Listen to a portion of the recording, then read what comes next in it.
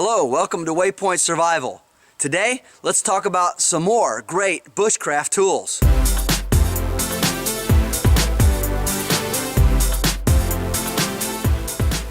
So the first tool that I want to talk about in this second part of my great bushcraft tools is this little small device here. And you can see by the size of my hands that it's not very big. But what it is, it's a hobby grinder. And it's gear driven. And you turn this, and I'm not sure what the gear ratio is, but it's pretty significant. It has a set screw here, and so you find something to put in here, and then you tighten it up against that, and you can use it. Now, use it obviously for sharpening knives, axes, things like that. This is more for bushcraft. It's not what I would call a survival use item, just from the simple fact that it is kind of heavy. It's not something you would necessarily want to carry in the woods. I'd rather just have a sharpening stone or a small diamond hone or something of that sort. But for bushcrafting, when you're going out to practice your skills, to build stuff, and you're kind of intending to be a little bit tool heavy, this is a great option. And I'll show you how that works in just a second. So here I have my throwing hawk, and here we have fastened to this branch. Now it's a little bit springy just because it has to be a small size for this to fit. This was originally, of course, made to fit on a tabletop or a counter, but it works pretty well in the woods. So this is not super sharp. It doesn't have to be really sharp, but it does get dull after a while. And so what we want to do is we just take this and crank it, and then we can hone our edge just like this. Of course, we're done. We want to turn it the other side and do the same thing. And it takes a little bit of doing, especially with the springiness of the branch. But you kind of get the hang of it after a while. And again, it's not supposed to be super sharp, but you could use it for that. And of course, the quicker you get it going, the quicker of an edge you're going to get. And the more secure that you would have it fastened to something, a little better it would work. But this is just kind of a great little neat option. You can find these at flea markets and yard sales and things like that, usually fairly inexpensively. Nobody these days usually wants to buy something that's hand cranked. Everybody's looking for something that is electric. But if you need to sharpen your tools and you're out bushcrafting, this is a great option here. It's just a lot quicker than doing it by hand. The next thing that I want to show you is this tool roll. It's pretty small, it doesn't weigh a lot, and it's made of canvas and leather by a company called Hide and Drink. And so what's really unique about this is just all the things you can fit in here. It's got a flap, of course, that covers it and protects it. Let me talk to you about these tools in here and what they're for. First of all, on this side, this is a pair of reading glasses, and just fits inside of a small case to protect them. And as I find as I get older that seeing things up close sometimes can be a little difficult, and so this right here just helps you when you're looking at really small details, if you're carving something fine and up close. It also, secondly, provides some eye protection, and thirdly, because it is a magnifying lens, it could be used to start a fire, so it actually has three uses. The next thing is an old-fashioned wooden folding carpenter's rule. And of course, when you're bushcrafting, you're measuring things, and I know you can use things like length of your arm, length from your elbow to your fingertips, your hands, your fingers. There's all kinds of measuring devices that you can use, and you should do that. But it's nice to have a specific and precise measuring tool, and it doesn't weigh a whole lot. And this one actually goes up to 39 inches, so it's actually a full meter. So that's kind of a nice thing to have on hand. Then the next thing I have is an old-timer cutting tool and an old-timer carving knife. And it's not old, they're new. And what's really nice about this is FlexCut makes a tool called the carving jack, and it's well over $100. Old-timer makes one very similar, and it only costs about $25. And so it has 6 different blades on it, and I will open it up and show that to you here. So this is the old-timer splinter carving knife, it's called. And it has 6 tools on it, as you can see. It has a detail blade, a straight gouge, a hook blade, a V-scorp, a gouge scorp, and a chisel.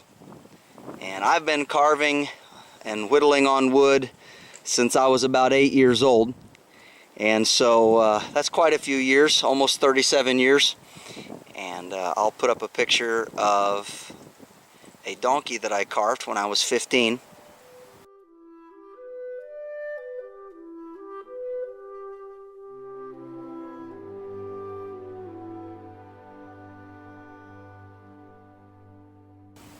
So this old-timer splinter carving knife is an inexpensive and great addition to your bushcraft gear. If you don't want to carry a whole bunch of tools, you could just carry this, and it would make a big difference in your bushcrafting at camp.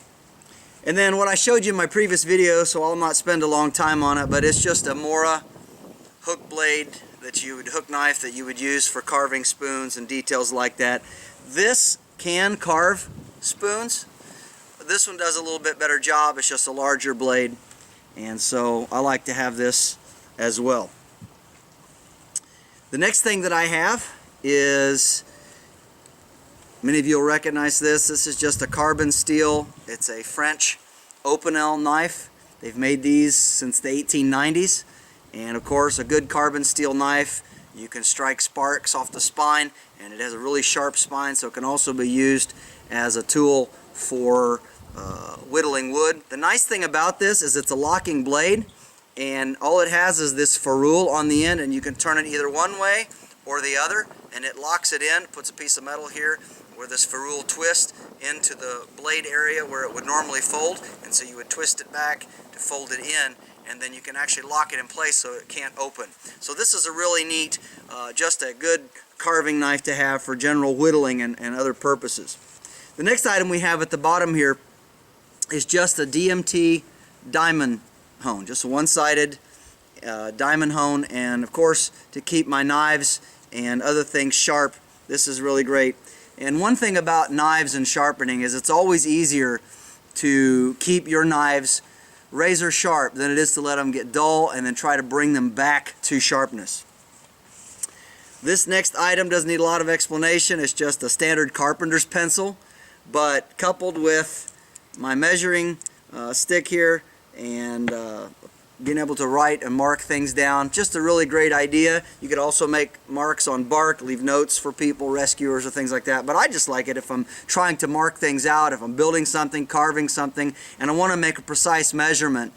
This right here, it's cheap, it's simple, and won't freeze up, it's a pencil. Alright, the next thing I have is just a 1/2 inch by 6 ferro rod with my preferred striker. Of course, remember that fire is a multi-tool, and so it's always good to have the ability to start fire along with my bushcraft kit, and it's a backup or redundancy for my fire starting kit that I have with me all the time anyway. Last but not least is this tool here. This is called a gimlet, and I'll give you a close-up of that. So this is a gimlet. This is an old-fashioned carpenter's tool, and it's very sharp. You can see here on the end, and it's spiraled and fluted up just a short ways. And this is a 1/4 inch, and I believe I bought this at Lehman's.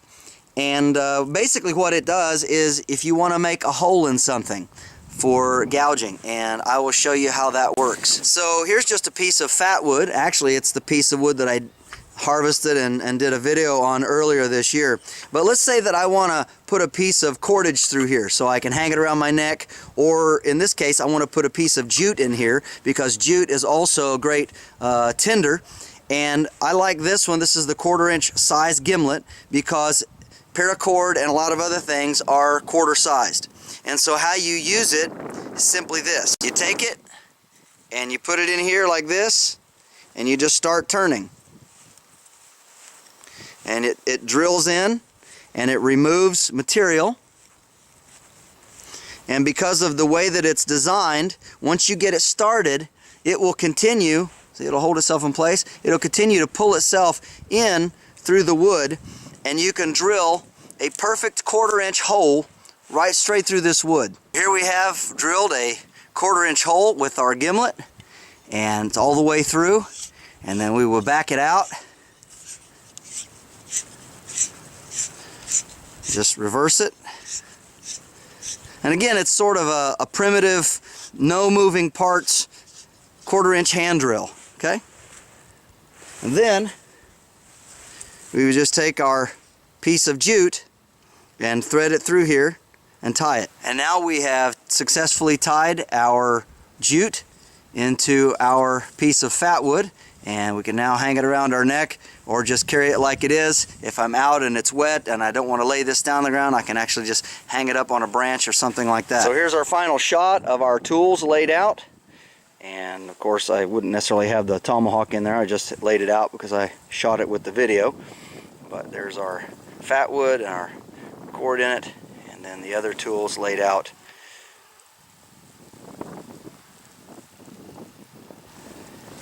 And here's the tool roll with everything packed in it, not including, of course, the grinding wheel. Get a good idea how it packs in there. And then we just simply fold this flap over, and then you just roll it from one end to the other, like so. And then put your snaps on it, which is easier said than done. I'll do that and get back with you. So here it is. Some more great bushcraft tool options for you to consider and use. I hope you've enjoyed this. I've enjoyed sharing it with you. This is James Bender for Waypoint Survival. Please like, share, and subscribe. And make sure and press that bell button to stay notified of all of our upcoming videos. And we'll talk to you next time.